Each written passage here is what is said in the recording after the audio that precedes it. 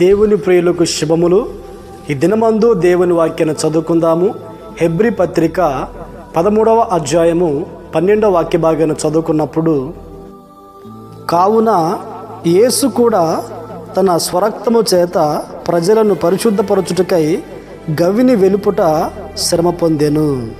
ప్రియ దేవుని బిడ్డలారా, మన ప్రభువైన యేసు క్రీస్తు తండ్రితో కూడా నివసించుటకు విడిచిపెట్టకూడని భాగ్యాన్ని ఆయన మన కొరకు విడిచిపెట్టి ఈ భూలోకానికి దిగివచ్చి మనందరి నిమిత్తము ఆయన రక్తాన్ని చెందించి ఉన్నారు.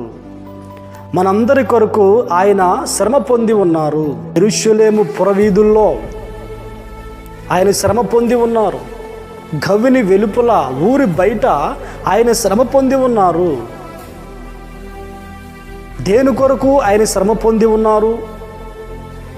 ఎవరి నిమిత్తము ఆయన శ్రమను అనుభవించవలసి వచ్చిందంటే నా కొరకును నీ కొరకును, ప్రజలందరి నిమిత్తము ఆయన శ్రమ పొంది ఉన్నారు.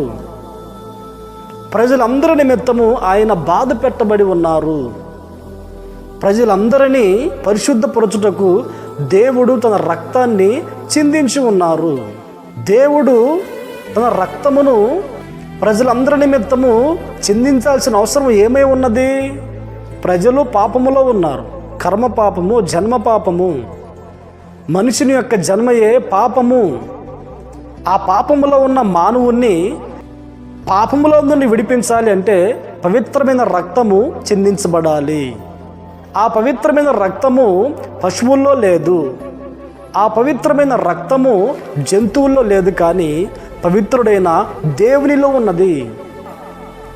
ఆ పవిత్రుడైన దేవుడు ఈ లోకానికి దిగివచ్చి తన రక్తాన్ని చెందించి ప్రజల పాపములో నుండి విడిపించి ఉన్నారు.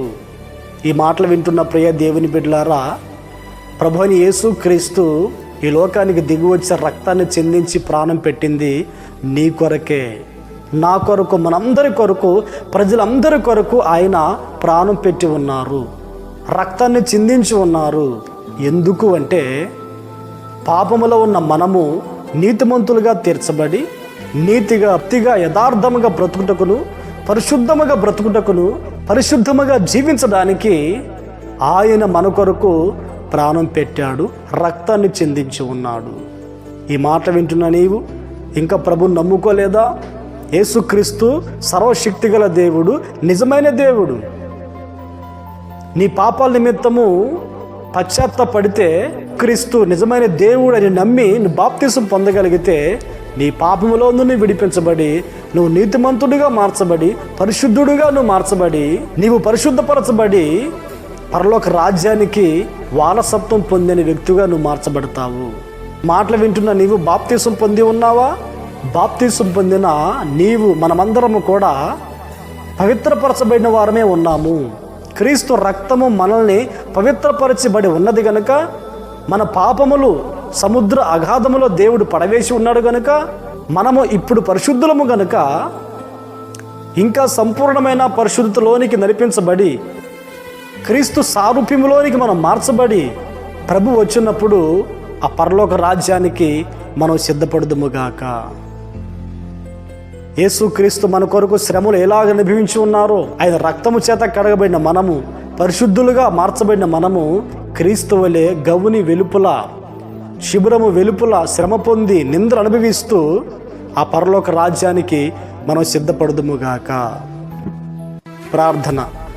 ఆశ్చర్యకరుడా, మహోన్నతుడా, మీకు స్తోత్రాలనైనా, మా నిమిత్తము ఈ లోకానికి దిగివచ్చి రక్తమును చెందించి ప్రాణమును అర్పించి మమ్మను పరిశుద్ధపరిచి ఉన్నారు నాయనా. పరిశుద్ధులుగా మార్చబడిన మేము మరలా పాపమని ఊబిలో పడిపోకుండా నీ కొరకు బ్రతుకు దినములన్నింటి పరిశుద్ధముగా జీవించి మీ రాకడకు సిద్ధపరచుటకు సహాయం అనుగ్రహించమని ప్రార్థిస్తున్నాం.